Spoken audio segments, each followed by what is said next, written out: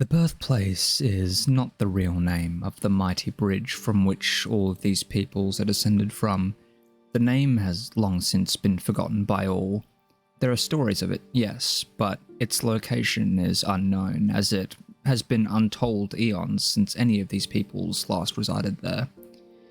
It is said by some that this mighty fort was established by one of the ancient monarchs that was exiled from the birthplace. It is unknown if this is true.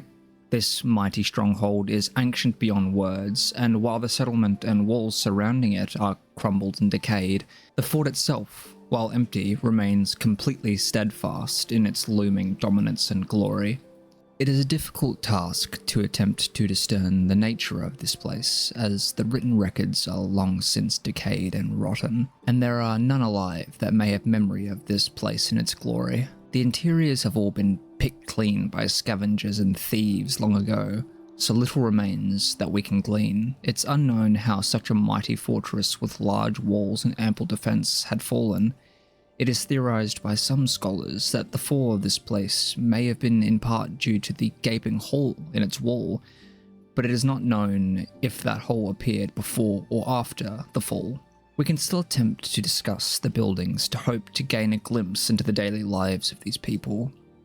It is inferred by some that these people preferred function over form, as you can notice the walls constructed from layers upon layers of cobblestone, with thick, strong wooden beams standing proud. On the contrary, these walls may have once in the past held ornate designs and intricate carvings, but if they did exist, they have long since been eroded or stolen. These people were clearly very sophisticated. They had what appears to be a mighty storehouse with a crane to move stock in bulk up and down to the respective floors, with a retractable fence that allowed the crane to dock its pallet. They had an aqueduct allowing their crops to be fed, and it appears they used the lake for fishing also, as they had a small jetty protruding into the still waters. This small lake was likely dense in fish, as it seems to connect to the wider lake outside the walls. The fort is also in a strategically very strong location, with the dense jungle between them and the mainland, and the fort resting on a small peninsula of sorts. They also used the terrain to their advantage, with a small mountain being used as part of their wall. They clearly possessed what looks to be a forge of sorts, meaning their armor would have been strong. They also had numerous houses, which would indicate that this place was bustling and had a dense population. One of the biggest curiosities is the giant tree in the center. This tree does not belong to the natural fauna of the area, and is, as can be observed, quite tall, slightly taller than the central fort. There is little else we can find looking at this fascinating relic of another age, but one holdover that carries over into the current day in terms of this fort's mystery is its danger.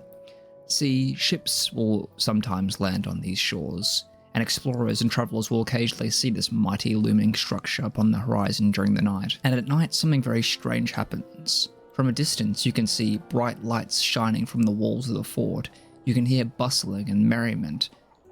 But upon entering the place, it draws completely silent, and the beautiful warm lights visible from the exterior disappear. Some choose to say regardless, its shelter and safety far better an alternative to the hostile lands above, and some leave this place immediately in fear of the eerie nature.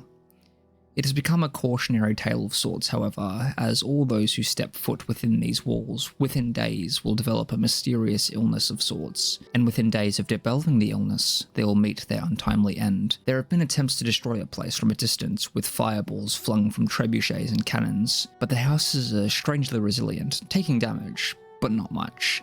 And the fortress itself remains completely unscathed even all these years later. It is truly fascinating looking upon a place devoid of life for so long and trying to discern its culture, the lives of its people, their secrets, their desires, and their wants. But sadly, much of it will forever remain a mystery.